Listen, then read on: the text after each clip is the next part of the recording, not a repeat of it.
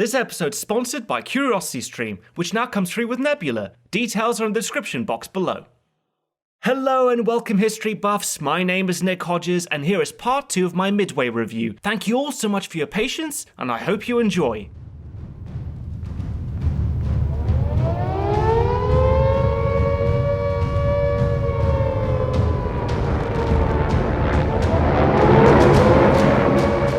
At 6:40 a.m, the Japanese carrier air group finally entered Midway's airspace. With the sound of their engines roaring over the horizon, the island's inhabitants sprang to life. Everyone rushed to their posts, manned their guns, and braced themselves for the onslaught. The sky then swarmed with 109 enemy planes, bombing and strafing the base at will. But as they decimated Midway's air defenses, the Japanese soon realized that the planes they were supposed to hit were not parked on the runway as expected. They were instead flying towards the Japanese carriers.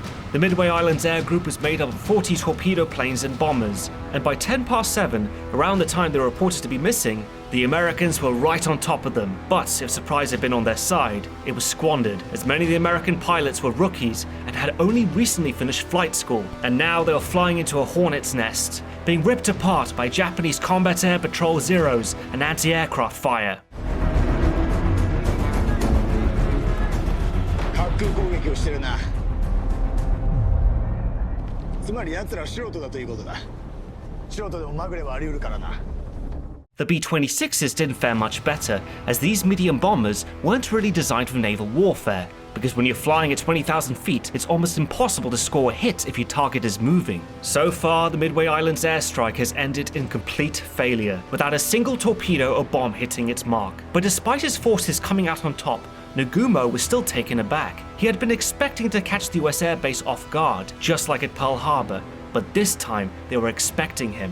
What few American planes that survived were now flying back to Midway to refuel, and since the island's defenses hadn't been taken out, they still posed a threat, and that is when Nagumo made his fateful decision. According to Japanese doctrine, Nagumo kept half his aircraft in reserve, all of them armed with torpedoes and anti-ship bombs just in case any American carriers turned up. But since Nagumo wasn't expecting to see any for the next few days, he felt safe enough to order them to be rearmed with land-based bombs and hit Midway again. Now the process of rearming these planes with different weapons isn't quick. It can take an hour or two before they're all ready to launch, and just as they were halfway through, at 7:40 a.m, this happened. 司令長官、申し上げます。偵察機からの報告です。敵水上艦艇10隻を確認。東北東方向、以上です。まさか。新たな脅威を叩き潰す。ミッドウェイへ向かう攻撃機を雷撃兵装に再兵装しろ。再兵装の間、敵に隙を与えることになりますが。戦闘機がいるだろう。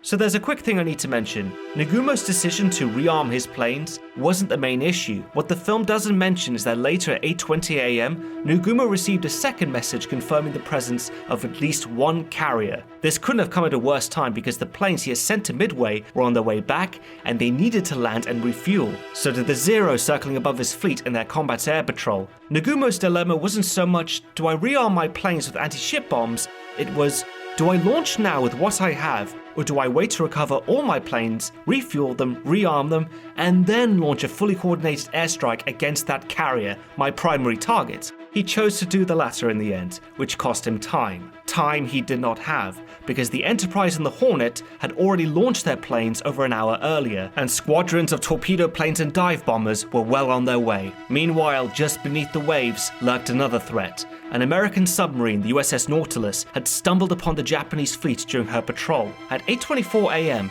she rose to periscope depth and found herself right in the middle of the entire Japanese fleet and spent the rest of that morning being attacked by aircraft and depth charges. Now all of this is true, but where the movie differs slightly from history is when we see the Nautilus fire a torpedo at a Japanese carrier, the Hiryu. It wasn't the Hiryu she fired at, but a battleship called the Kirishima, and just like we see here, that torpedo also missed its mark. So you have a little creative licensing going on, but it's not a big deal, because the threat of the Nautilus was very real indeed, and an order was given that would have grave consequences for the Japanese. あの潜水艦を仕留めるように嵐に命令せよ。それで嵐は艦隊が射程圏内を出てから追いつくように。After fending off attacks from Midway all morning, at 9:17 a.m, Nagumo had finally finished recovering his aircraft, and it was at this crucial moment that his scout planes reported the presence of all the American carriers. Nagumo gave the order to immediately change course from Midway and head northeast towards the US fleet. With all his planes recovered, Nagumo now just needed 45 minutes to launch his airstrike and win the war. But barely a few moments later, at 9:20 a.m, an American torpedo squadron from the USS Hornet arrived. But as the planes got closer, the Japanese were completely baffled to see they had come without fighter escort. The reason for this was because the American launches earlier that morning had been a mess. Problems with various planes caused delays at the flight deck, and as a result, squadrons were ordered to get going as soon as they were airborne and not to wait around for the other planes to catch up. So in the end, there were all of these small scattered groups flying off in different directions on their own with no idea where the other groups were.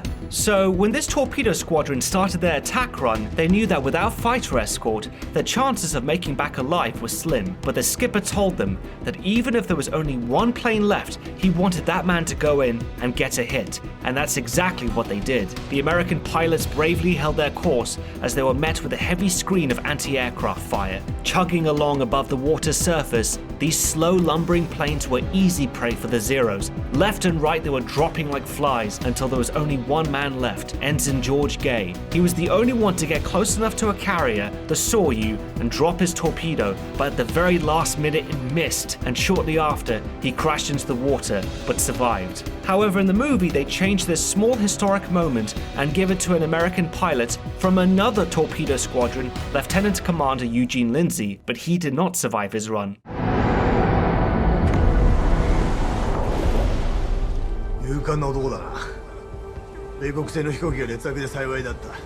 Another change the movie made was have Lindsay's torpedo squadron be the first to engage the Japanese, when it was really George Gay's squadron. But regardless who was sent in first, all three torpedo squadrons met the same fate. Out of the 41 torpedo bombers sent in, 35 were shot down, without a single one landing a hit. So far, the Americans were losing, and the stakes couldn't be higher. Nimitz had thrown everything he had into this battle. He had nothing left in reserve to challenge the Japanese with, but even though his torpedo squadrons were being massacred, they still made a difference. Nagumo was preparing to launch his counterstrike, but this kept getting delayed because his flight decks were occupied with replenishing his fighters, whilst his bombers were waiting down below in the hangar decks, fully fueled and ready to go. But in the chaos of rearming them, the hangar crews had not safely stowed away the land bombs. To save time, they had just placed them up against the bulkheads, which was extremely dangerous.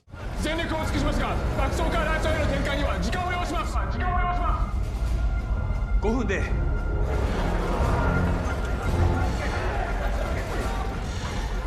ここは火薬庫のようだ Meanwhile, the American dive bombers were only just behind the torpedo squadrons, but by the time they arrived at their given coordinates, the Japanese carriers were long gone. Despite being low on fuel, Wade McCluskey, the commander of the bombing group, ordered a box search, and just by chance, at 9:55 a.m, he spotted a white wake left behind by a lone Japanese destroyer. It was the Arashi, which had stayed behind to pin down the Nautilus. What do you want to bet she's trying to catch up with the carriers? Sir, we've been up here for almost 2 hours. What if we run out of fuel and the whole squadron has to ditch? Out of hell with it. Follow me, boys. At 10:20 a.m, Nagumo finally gave the order to launch. His planes were hoisted up from the hangars and quickly arranged onto the flight decks. But just as they were warming up their engines, the dive bombers from Enterprise in Yorktown appeared out of the clouds 20,000 feet up. God damn it, that magnificent son of a bitch actually found them.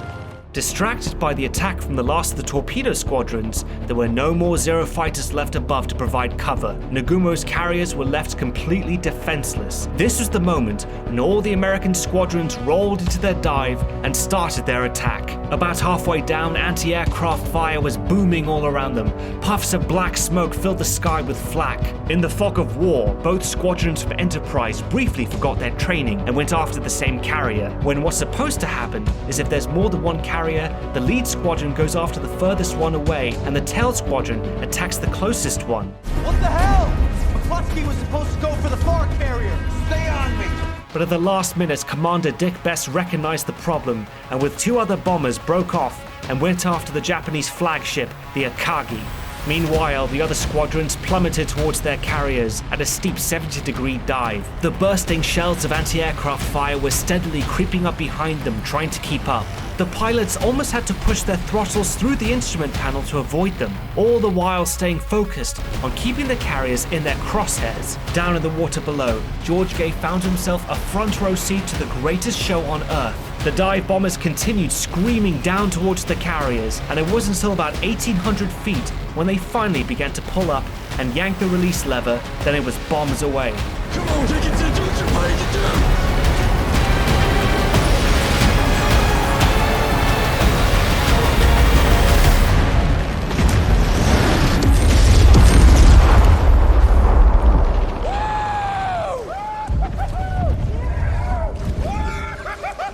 On the bridge of the Hiryu, Rear Admiral Yamaguchi could only watch in horror as the cargo was hit. Then the Soryu by 3 bombs from Yorktown's dive bombers. Not even the Akagi could escape, as she tried desperately to steer away from danger. Dick Best and 2 of his wingmen were on her in a matter of seconds. When Dick Best released his bomb, his was the only one to score a hit, but it landed in the most devastating place possible, the upper hangar.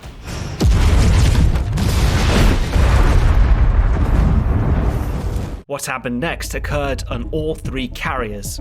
Fire started spreading uncontrollably, creating the perfect conditions for an inferno. Flames leapt onto gasoline hoses snaked across the decks, igniting torpedoes, bombs, and planes, causing a chain reaction of secondary explosions. Things got so bad that Nagumo had to abandon his flagship, the Akagi, and relocated to a cruiser. The only carrier left untouched in all of this was the Hiryu. Now, you'd think with the losses they just suffered that the Japanese would call it a day, especially with the odds no longer in their favor. But no, they crack on and kept steaming on towards the Americans, and within 30 minutes, the Hiryu launched a full counterstrike against the Yorktown. Unfortunately though, this barely gets a mention in the movie. It's like if you blink you miss it. Yorktown's hit. What have we got left? And that is literally it. Obviously, the Yorktown's fight for survival was cut for time, which is understandable but still a shame, because what happened was very dramatic, as the Yorktown was hit by not 1, but 2 separate waves from the Hiryu. When the Japanese were picked up on Yorktown's radar at 11:52, they immediately flooded the fuel lines with carbon dioxide. So when the Yorktown was hit in that first wave, her crew was quickly able to put out the fires. So much so that when the Japanese hit the Yorktown again at 2:30, they thought she was a completely different carrier. In Nagumo's mind and Yamamoto's, who was 600 miles away with his fleet of battleships, they may have had only 1 carrier left, but so did the Americans. 山本長官より出撃せよとの命令だ。武士のように面目を保てというわけだ。ではそういたそう。 By the time the American pilots returned, they were drained and exhausted. Instead of feeling jubilant for what they accomplished, the mood was poignant and bleak. A quick glance at the board said it all. The true cost of their morning's victory could be counted by the empty bunk beds in their sleeping quarters and empty chairs in the ready room. Roughly half the men that went into the fray were now reported dead or missing, and the torpedo squadrons had suffered the most. But the battle was not yet over. There was still 1 more carrier out there. The order was given to round up all the pilots left that could still fly for one final big push. At 3:30 p.m., a combined air group from Enterprise and the survivors of Yorktown launched off the flight decks to find the Hiryu, and 90 minutes later, around 5 p.m., was when they finally did. Get ready, Murray. We're not sneaking up on them this time. Here they come! Unlike the last 3 carriers, the Hiryu's combat air patrol were circling high above the Japanese fleet. The Zeros climbed to 19,000 feet to engage the dive bombers, but just like the Americans, they were also exhausted. They had been flying since before dawn and were barely functioning. It also didn't help that this time, they were the ones outnumbered. They had 13 fighters against the 25 American dive bombers. The dogfights could only hold them off for so long before eventually, enough broke through to begin their dives. Almost immediately, the entire fleet opened up. The sky turned black from shell bursts. With complete disregard for their own lives, some of the Zeros followed the Americans down in their dives into incoming friendly fire just for a chance to kill their enemy. For the next 22 seconds, the Americans dodged falling planes, flak and tracer rounds before finally reaching their drop point and seeing that red rising sun shine brightly on the flight deck. The perfect bullseye. In just seconds, the Hiryu was struck by 4 bombs and burned from stem to stern, turning it into a floating wreck. And from that point on, the Battle of Midway was pretty much over. Some isolated incidents continued into the night, but by the next morning, even Yamamoto had to face reality. His plan had backfired spectacularly and cost Japan 4 aircraft carriers. That's 2/3 of her total fleet carriers, as well as 3,000 lives and 275 planes, against 307 American dead, 145 their aircraft, and 1 carrier, the Yorktown. To the Japanese, this was a loss so grievous that their empire would never recover. To give you an idea of how significant this was, by the end of 1942, the United States was building 5 new carriers, whilst Japan was building only 1. But losing those carriers meant much more than losing the ships. The Kido-Butai was 15 years in the making. This potent naval aviation weapon system was only so because of the men who served aboard. The deck crews, the mechanics, technicians, pilots, officers, observers, all that wealth of experience that made everything run like clockwork gone in the blink of an eye. And that's something you can't replace, not all at once. The tide had turned, and Japan would be on the defensive for the rest of the war. America's victory at Midway also shortened the fighting by at least a year, and saved the lives of hundreds of thousands, if not millions of lives. In the end, Japan got their Trafalgar. They just never assumed that they would be on the losing side. Despite this indisputable fact, Japan stubbornly continued its conquest of the Pacific, even though its days were numbered and supply lines stretched thin. In order to stop her advance altogether, the Allies now had to defeat Japan on land, in hostile environments like the impenetrable jungles of New Guinea, the second largest island on the planet, or the green hell known as Guadalcanal. It was at this stage of the Pacific War where things really got nasty, and it's covered in great detail in this documentary called Apocalypse: The Second World War. It's worth checking out if you're interested, and if you are, you can find this documentary and thousands like it on CuriosityStream. It's a subscription streaming service that has nothing on it but documentaries, including history, and you can watch them all for just $2.99 a month. But the best part is that fans of history buffs have been offered a special 26% discount off their annual plan. That's just $14.79 instead of the full price they have for everyone else. And what's more is that with CuriosityStream, you'll also be getting Nebula for free, another streaming service that has content from many creators, including history buffs. It's a platform without the restrictions of advertiser-friendly policies you'd find elsewhere. So basically, any videos of mine that need to be heavily edited or go missing will have no problem being uploaded to Nebula, the way they were meant to be seen. To get started, all you have to do is enter the promo code curiositystream.com/historybuffs.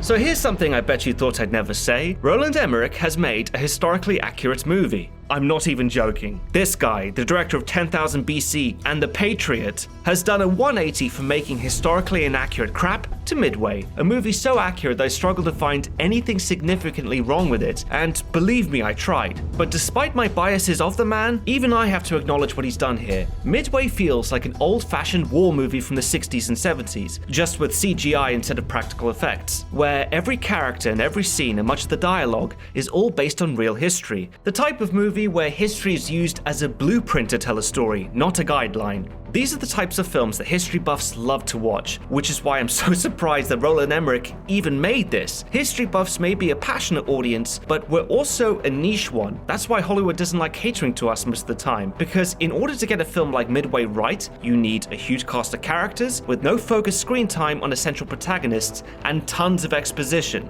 There's no time to faff about with character development when you have all this history to plow through. And most people don't like these kinds of films, which comes as no surprise that Midway wasn't well received when it came out. Some of the criticisms I understand, but there are also some who assume that because it's Roland Emmerich, he has Hollywoodized history, because there are several scenes that appear to be so epic and so over the top that it must be fiction.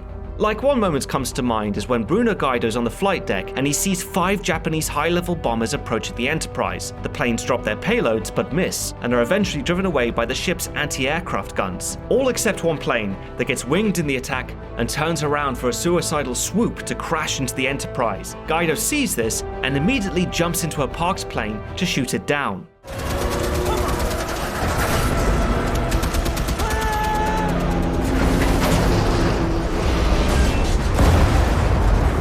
Because of his bravery, he saves the ship and is immediately promoted on the spot by Admiral Halsey himself. What's your name, son? Bruno Gaido, sir. Aviation machinist, mate, 3rd class. Well, Bruno, You're now an aviation machinist mate in first class. Now, we've all watched this scene a million times in other movies, but this did actually happen, and Midway shows it exactly how it went down. The sailor actually ran across the flight deck, jumped into a parked airplane, got on one of the machine guns from the plane. And he took the guns up like this, and he started shooting at him like this. As the bomber crosses over the deck, its right wing shears off the tail section of Guido's plane. 10 minutes after that was over, Halsey called down and said, "Who was that guy in the rear seat of that airplane fired at the attacking plane?" And he said, "Send him up to the bridge." The admiral says, "What is your name?" And he said, "Bruno Guido." "What rate are you, Bruno?" "Aviation machinist mate third class." He said, "Bruno, you are now aviation machinist mate first class."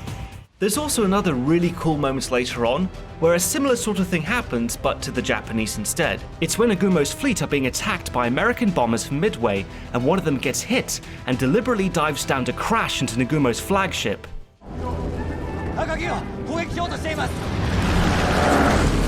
Towards the end, a B-17 gets shot down, and as it comes diving down, the pilot seems to have set a course to crash into the flagship, and comes within a pretty short compass of running straight into him and his command team. 突っ込んでくるつもりだったんでしょうか。米国人にそんな度胸はない。おそらく操縦桿の故障だろう。 But if I had to pick one accuracy from this movie that blew me away, it would have to be this one. Unbelievably, about a month before the Battle of Midway, the Japanese were playing a war game, and one of the junior officers who was playing the Americans placed his fleet almost exactly where the Americans were going to be, and his superiors were furious when he did this. この若い将軍は戦闘競技を無視するものですから。自分は長官の作戦計画通り、そして米軍が真珠湾から撃って出ると同時に我々のこの空母を差し向けたというわけです。それで米軍の部隊は真珠湾から向かったのではなくミッドウェイの北東で待ち伏せしていたのです。機動部隊がミッドウェイを爆撃している隙に米軍は日本軍の空母を3隻。米軍が我々の作戦行動を読んでいない限りそのような攻撃はありえんだろう。もう一度やり直した。だが今度は敵の空母を真珠湾から派遣するよ。 It's one of those things where you're like, wait, what? They actually predicted how the battle was going to play out in a war game. Now, I will admit that it's difficult to verify if this story is 100% true. Most of the key people who were there, like Yamamoto or Nagumo, died during the war, so some of the details reported really are hearsay. But at the end of the day, it's not like the filmmakers made this up. They clearly did their research and figured that it would make a great scene in the movie, which it is. And I'll also go as far to say that even when Midway is inaccurate, it still manages to be historically authentic. For example, there's a short scene in the movie where the crew of the USS Nautilus are listening to Radio Tokyo. These were English-speaking propaganda programs that were broadcasted over the Pacific on shortwave, and they were specifically intended for American GIs. They would play all the latest hits to encourage them to listen, and then an English-speaking woman would announce. Hello everyone, this is Radio Tokyo, talking about the collapse of American forces in the Philippines. Our glorious Japanese forces... Evening, gents. There are about 20 of these English-speaking women who are known collectively as Tokyo Rose, and they would try to demoralize American soldiers by saying stuff like their wives were cheating on them back home, that they were all gonna die fighting this war, and they were now all orphans in the Pacific. However, the earliest these programs could have started was late 1942, but more likely by the summer or autumn of 1943. So Midway is taking a small liberty by having Tokyo Rose play much earlier in April 1942. But the filmmakers do this so they could have this great transition to the Doolittle raid. What's going on, Captain? Those sound like air raid sirens to me. I have to say, if a movie's inaccuracy is still based on history, then that's a huge improvement for Roland Emmerich. Of course, there are a few more Midway than just one, but they're not really worth complaining about. Like the bit where Doolittle gives his big speech on the Hornet about their mission to bomb Japan. If we bomb Tokyo, we'll be the first enemy in Japan's history to hit their home territory. I mean, if you wanted to be technical about it, you could point out the Mongol invasions of Japan in 1274 and 1281. They failed, but they certainly hit Japan's home territory. But you know what? Maybe Doolittle didn't know that, so I'm going to give the movie a pass on that one. I'll also do the same for this throwaway line at the beginning of the movie. The situation in the Pacific is far worse than has been reported. We have 3 carriers. The Japs have 10. So this scene is a little bit misleading because the United States didn't just have 3 carriers at this time. They actually had 7. There was the Lexington, Saratoga, Ranger, Yorktown, Enterprise, Wasp, and the Hornet. But technically what he said is correct, because he's just referring to the Pacific Theater, and in December 1941 they only had 3. The others were in the Atlantic and prioritized for that theater. Reason why is because Roosevelt had decided on a Germany first policy, where it was agreed that the Third Reich was the greater threat and needed to be dealt with first. So Admiral King was working with fewer resources against the Japanese. That's why I assume he's being a little hyperbolic here.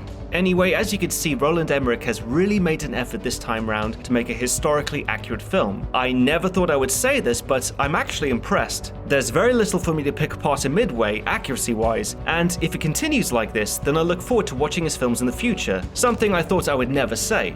Having said that, there is one moment in the movie that comes close to undermining the good work he has done. It's a misguided creative decision that I feel is inappropriate at best, and depending on which part of the world you're from, offensive at worst. It's at the very end credits where a text pops up saying, "This film is dedicated to the American and Japanese sailors who fought at Midway. The sea remembers its own." Now, this should go without saying, but before I continue, I have nothing against contemporary Japanese society. I genuinely believe that they're a force for good in this world, and have enriched all our lives with its technology, art, and culture. There's much to respect and admire about the Japanese people of today. However, I don't feel the same way about the Imperial Japanese Armed Forces of the Second World War. For Roland Emmerich to put them on the same level as their American counterparts is not poignant, it's just wrong.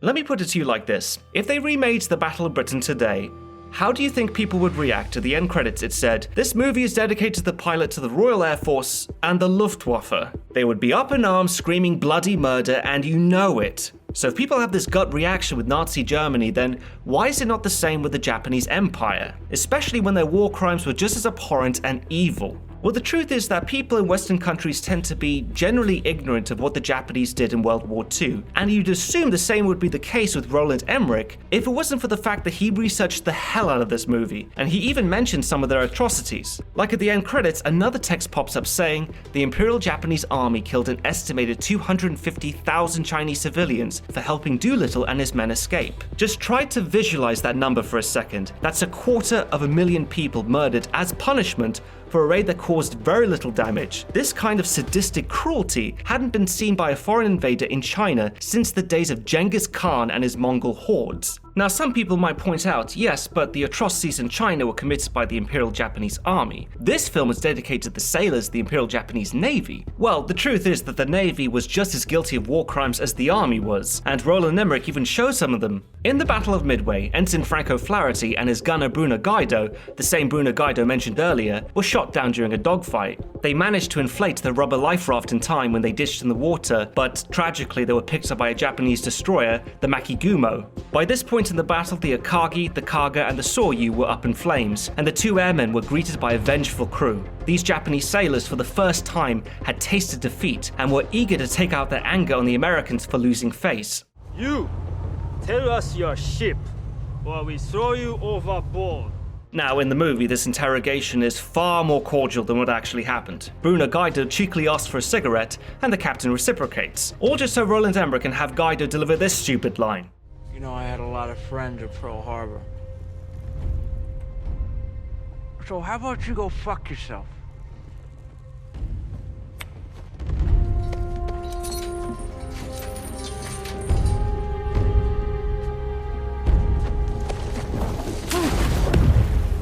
In reality, the pair of them were beaten horribly, and after confessing everything they knew, the captain ordered that they be tied up to weighted fuel cans, but in the movie they use an anchor. Gaido and O'Flaherty screamed for mercy as they were dragged to the stern, but to no avail. They were dumped overboard like refuse and drowned. Something else the movie doesn't show is that O'Flaherty and Gaido weren't the only American prisoners murdered at Midway. There was also Ensign Wesley Osmus, who was one of the pilots from the failed torpedo bomber attack. His plane also crashed, and he was picked up by the Arashi, the same destroyer that was hunting the Nautilus. Despite displaying almost suicidal bravery during his attack run, you'd think the Japanese would be into that, the same decision was made. After beating the information out of him, Commander Yasumasa Watanabe ordered his execution. A terrified Osmus was dragged to the stern, and a Japanese sailor swung a fire axe at his neck but failed to behead him. Osmus was knocked over the rail but managed to cling onto the ship's chain railing. The Japanese sailor struck him once more with the axe, and the American fell to his death. Another atrocity committed by Japanese sailors who fought at Midway